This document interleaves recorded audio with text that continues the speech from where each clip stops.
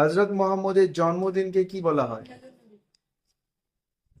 হযরত মুহাম্মদ কোন শহরে জন্মগ্রহণ করেন? মক্কা শহরে হযরত মুহাম্মদ কত সালে জন্মগ্রহণ করেন? 570 খ্রিস্টাব্দে হচ্ছে আহ, আবু 570 দিয়ে হাতের বছরে ঘটনা।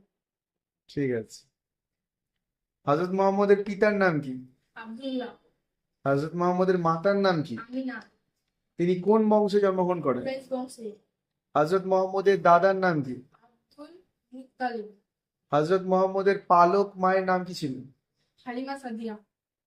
হযরত মুহাম্মদের স্ত্রী হযরত খাদিজা রাদিয়াল্লাহু তাআলা আনহার পেশা কি ছিল? ব্যবসা। হযরত মুহাম্মদের কয়জন সন্তান ছিলেন? 7 জন। হযরত মুহাম্মদের সব থেকে ছোট মেয়ের নাম কি ছিল? ফাতেমা। মা ফাতেমা। হযরত মুহাম্মদের প্রথম ওহী কোথায় নাজিল হয়? হেরাকুয়া। তিনি কোন মাসে জন্মগ্রহণ করেন? রবিউল আওয়াল। কোরআন প্রথম কে ছাপিয়ে বিতরণ করেন? এর সাথে বিতরণ করেন হচ্ছে হযরত উসমান। রাদিয়াল্লাহু তাআলা আনহু। হযরত মুহাম্মদ কত বছর বয়সে তার মাকে হারান? 6 বছর বয়সে। ইসলামের প্রথম মসজিদ কোনটি? বা মসজিদে কুবা। ইসলামের প্রথম শহীদা কে ছিলেন? সুমাইয়া। সুমাইয়া রাদিয়াল্লাহু তাআলা আনহা। ঠিক আছে। কোন ফেরেশতা প্রথম ওহী নিয়ে আসেন? হযরত ইব্রাহিম। প্রথম পুরুষ সাহাবী কে ছিলেন যিনি ইসলাম গ্রহণ করেন? হচ্ছে আবু বকর সিদ্দিক। প্রথম মহিলা সাহাবী কে ছিলেন যিনি ইসলাম গ্রহণ করেন? স্ত্রী খাদিজা রাদিয়াল্লাহু।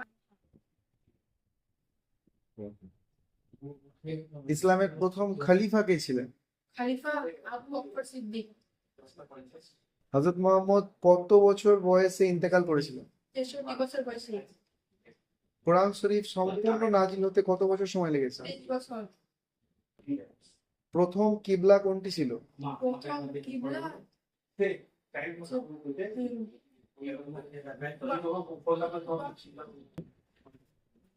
প্রথম কিবলা।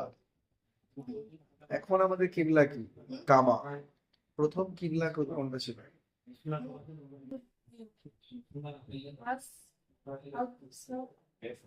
ঠিক করে বলো।